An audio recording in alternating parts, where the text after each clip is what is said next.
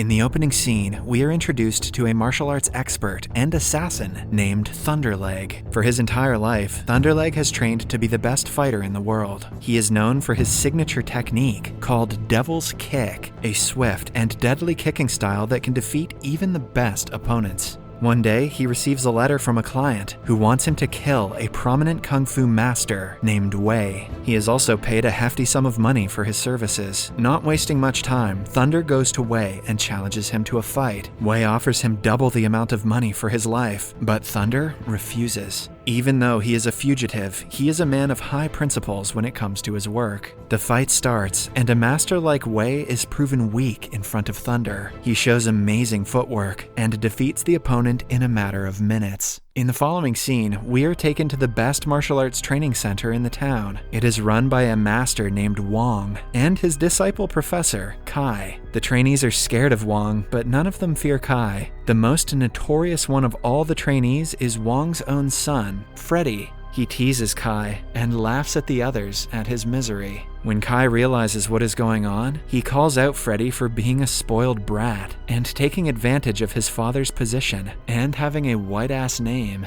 They decide to settle the conflict with a fight. Kai loses because even though he is a professor, he is not half as good as Freddy. The man has a natural talent in martial arts and is only lacking proper discipline. Later that day, Freddy is with his friends in the market, planning to prank people as they usually do. He uses an eel to scare a girl and make her jump on him. However, he is caught by the girl's mother. She is also a master in kung fu and is better than any opponents Freddy has faced. He is taught a lesson before he registers he cannot win against her and flees. Luck is not in Freddy's favor that day because on the way back home, he sees a guy named Jerry. He is troubling a poor seller by refusing to pay the right amount. Freddy stands against the bully and defeats him in a fight to make him pay the seller, and because he has an even whiter ass name than Freddy. Before leaving, he warns Jerry to stay out of his sight if he values his life. In the evening, he returns home and sees that the girl he pranked earlier and her mother are with his father. Freddy tries his best to ignore them, but his father calls him closer to introduce him to the guests. It turns out they are his aunt and cousin, who have come to visit them from a different city. They tell Master Wong about his son's shenanigans, getting Freddy in trouble. Just when he is about to be punished, they are interrupted by a landowner named Lee. He is Jerry's father and is furious at Freddy for beating up his son. Jerry is also brought in front of Master Wong, covered in bandages from all the injuries inflicted upon him. Lee doesn't want an apology, but wants Freddy to be punished for his crimes. Wong brings out a stick to hit Freddy, but is stopped by his aunt. She asks the victim's friends to punish Freddy in a way that they prefer. But they only get 10 hits on him and he cannot fight back in between the hits. One of Jerry's friends confidently comes forward, but fails to recognize that even if Freddy cannot counterattack, he can defend himself. His first few hits go to waste because Freddy is able to deflect each one of them. Eventually, the 10 attacks are over, and Freddy is still standing upright with no major injuries. When the opponent tries going for an extra attack, Freddy sends him flying with a single hit. Lee and his goons have to pick Jerry up and return home in embarrassment, but Master Wong's anger hasn't died down yet. Starting the next day, he makes Freddy go through a series of brutal punishments. He is made to squat with bowls on his head and shoulders for hours every day. Still, Freddy and his friends find several ways to cheat their way out of the punishment. Master Wong finds out about this and is fed up with his son's lack of discipline. Deciding to take a major step, he calls his brother, a legendary kung fu master named Sam. He is best known for the drunken style of kung fu and is unbeatable when drunk. Wong believes that under his care, even someone like Freddy will start taking life seriously. Until he arrives, Freddy is kept in the outhouse with a heavy pot hung on his neck as punishment. His friend rescues him and reveals that Master Sam is not a usual person.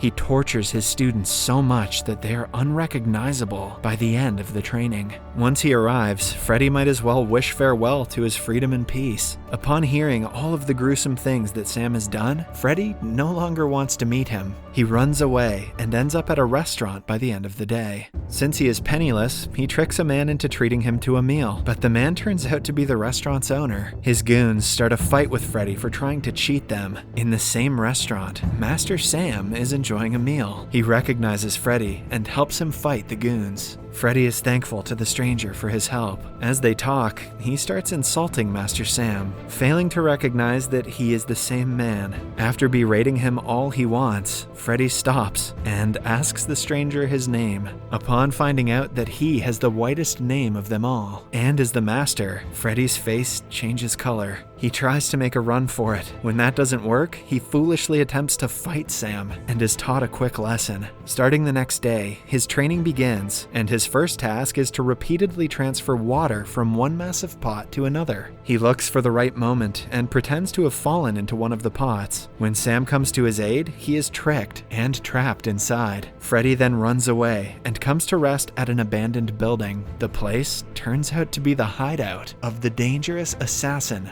Thunderleg. He orders Freddy to go away, but unaware of the killer's identity, Freddy refuses. As a result, Thunderleg proceeds to beat up and humiliate him. He is about to kill him, but stops because killing a mere weakling like Freddy would harm his reputation. Freddy's life is saved, but he hasn't been more embarrassed in his entire life. The anger turns into the will to get revenge on Thunder, and for that, he has to train. In the following scene, he goes back to Sam, apologizing and begging him for his help. Sam takes him back, giving him the last chance to prove himself. The first step in training is to multiply his arm strength. This is done by Sam tying sticks to his hands and using him like a puppet. After training the entire day, Freddy has a hard time using chopsticks at dinner. He doubts if he can ever be as strong as Thunder, but as the days pass, he feels his arms gaining strength. The first quarter of the training ends when he can break walnuts with his bare fingers. Then, one day, the master and student go to a local betting zone to gamble. Sam is an experienced gambler with very sharp eyes. He wins every single round and makes a lot of money, much to the annoyance of his opponents. They are interrupted by a bald man who thinks he can defeat Sam. They put all their money on the last round, but the man cheats to win. Upon being proven a fraud, he panics and starts blaming Sam. Freddy challenges him to a fight, thinking it will be an easy win, but the bald man reveals he has been trained in skull-style kung fu and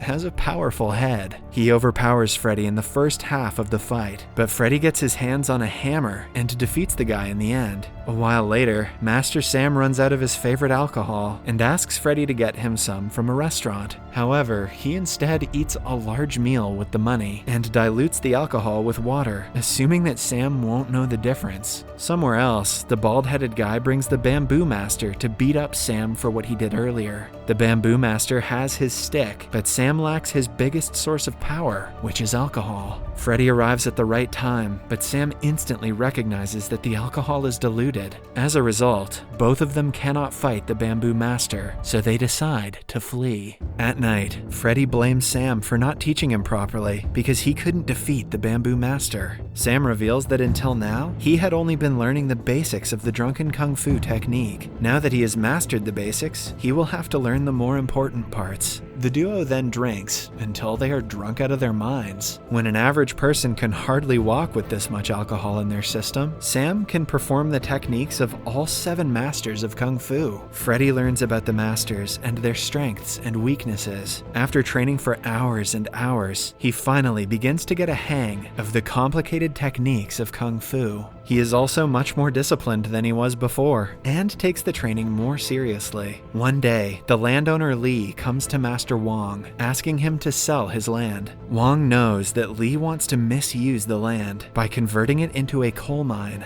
Lee even offers him 20% of the profit, but Wong kicks him out. In the following scene, Thunderleg receives a letter from a client. The sender is Lee, who wants him to murder Wong. Thunder takes on the task and gets ready to go to the city. Somewhere else, Freddy is walking home with alcohol when he comes across the Bamboo Master. He remembers how he and Sam were humiliated by the man and decides to take revenge. He provokes the man, urging him to make the first attack. The fight seems to be neutral until Freddy drinks alcohol. When he is drunk, no one can fight against him, not even the popular Bamboo Master. He defeats the man almost hilariously before stealing 2 large pots of his wine. However, on reaching home, he is shocked to see Sam is missing. He finds a letter where the master has thanked him for believing in his teachings. He says Freddy has learned everything there is to know about drunken kung fu. Hence, he has completed his task and is leaving. Back in the training center, a man runs to Wong in a panic and reveals that Lee and his people are taking over the land by force. An enraged Wong goes to teach them a lesson, but finds no one. It is revealed that the notice was a trick played by Thunderleg to get Wong alone. Thunder is especially excited about the battle because he is always looking for a stronger opponent. He thinks Wong is a perfect match for him, and his death will elevate Thunder's reputation. The fight begins, and the two match in strength and technique for some time, but when Thunder decides to use the Devil's Kick, even the mighty Wong is defeated. He is thrown to the ground and is seconds away from being killed when one of his disciples brings Freddy. His blood boils on seeing his father injured. He gets ready to fight the opponent in Wong's place. Thunderleg remembers him from the time he was humiliated. To the assassin, it is a joke, because he thinks Freddy is the same person who ran away with his tail between his legs the first time. Just then, Sam arrives at the battlefield, much to Freddy's delight. Thunderleg freezes in shock, knowing what the drunken master is capable of. It turns out he is the only person the deadly assassin is scared of, but Sam assures him that he will not interfere in the fight. He wants it to be between his student and Thunder. The fight starts, and Freddy dodges all of Thunder's attacks. The opponent gets frustrated and makes a mistake, giving Freddy an upper hand. In the end, he uses his arm strength to snap Thunder's neck and defeats him. Lastly, Freddy stands as the victor, and his father is finally proud of him. Subscribe for more videos like this, turn on notifications, and leave a like to help the channel out. Thank you for watching.